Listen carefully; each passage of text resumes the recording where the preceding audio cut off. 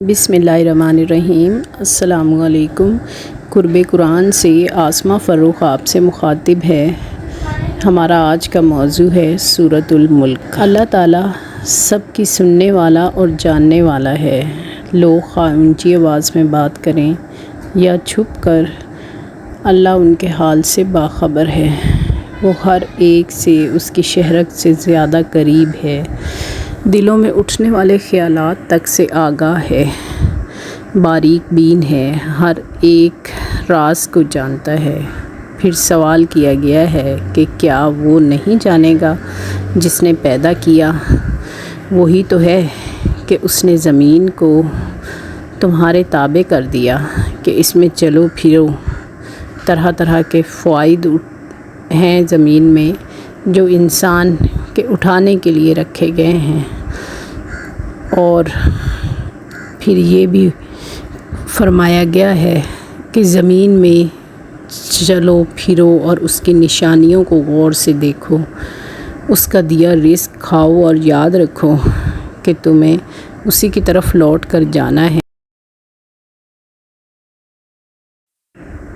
وہ چاہے تو انسان کی نافرمانی پر اس کو زمین میں دھنسا دے، چاہے تو اس پر پتھراؤ کرنے والی ہوا بھیج دے، چاہے تو زلزلہ آ جائے، اور کسی بھی قسم کی سزا وہ چاہے تو بھیج سکتا ہے نافرمان لوگوں پر، اور پھر وہ اندازہ لگا سکتے ہیں کہ اس کا ڈرانا کیسا ہے۔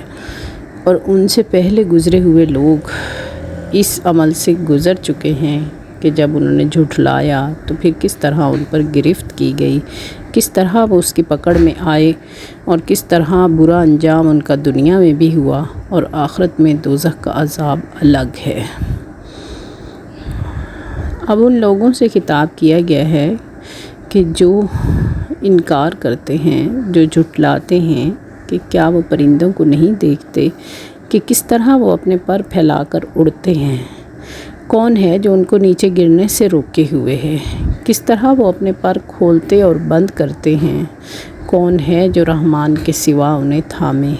کوئی نہیں، بے شک یہ قدرت اسی کی ہے۔ پھر اسی اصول پر انسان نے جو جہاز بنائے، تو انسان کو یہ قدرت عطا کرنے والا اللہ ہی ہے، جو ان پرندوں کی طرح جہازوں کو بھی تھامے ہوئے ہے۔ وہ یقیناً ہر چیز کو دیکھ رہا ہے۔ بھلا وہ کون سا لشکر ہے کفار کے پاس جو رحمان کے مقابلے میں ان کی مدد کرے؟ کوئی بھی طاقت نہیں رکھتا کہ رحمان کے سامنے ان کی حمایت میں کھڑا ہو۔ اللہ ہی ہے جو رزق دے رہا ہے، اگر وہ رزق روک لے تو کون ہے جو رزق دے سکے؟ کیوں وہ بے خوف ہو رہے ہیں اور سرکشی میں آگے بڑھے جا رہے ہیں؟ پھر سمجھانے کو مثال دی ہے کہ اگر کوئی شخص اپنے منہ کے بل اوندھا ہو کر چل رہا ہو، یا وہ شخص جو سیدھے راہ پر ہے کھڑا ہو کر چل رہا ہو، تو اس کا اور اوندھے چلنے والے کا کیا کوئی مقابلہ ہو سکتا ہے؟ یقیناً نہیں ہو سکتا۔ پھر اگلی مثال سمجھانے کو دی ہے کہ اللہ نے تمہیں پیدا کیا اور آنکھیں، کان اور دل بنائے،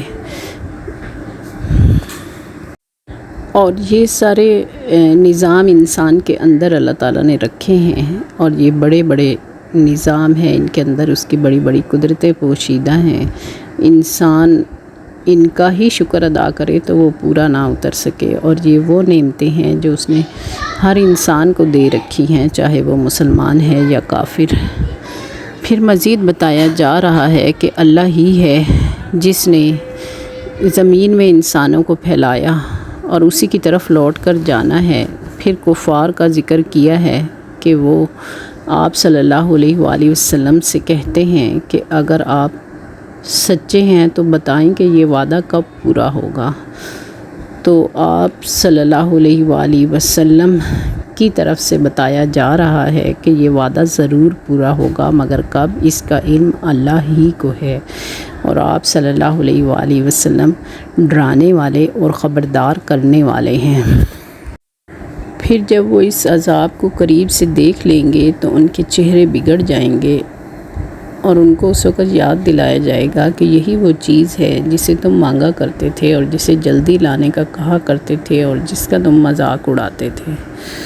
اور پھر کفار کو سمجھایا گیا ہے کہ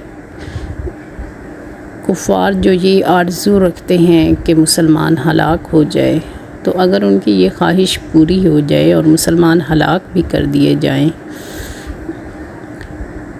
تو اللہ ان پر رحم کرے گا۔ اور تو سوال ان کفار سے پھر یہ پوچھا جا رہا ہے کہ کافروں کو دردناک عذاب سے کون بچائے گا؟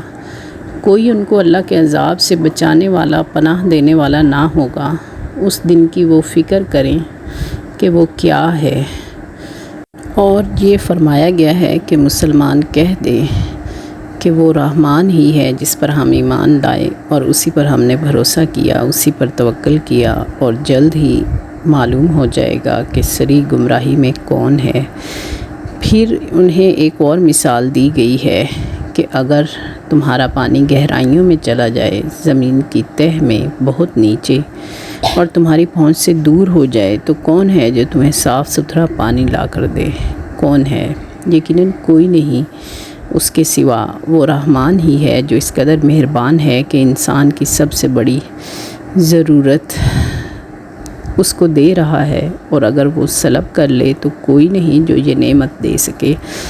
تو آخر وہ اور کیوں نہیں کرتے، کیوں نہیں سمجھتے، کیوں نہیں فکر کرتے اور ایمان لاتے جبکہ واضح نشانیاں اور واضح ہدایات موجود ہیں؟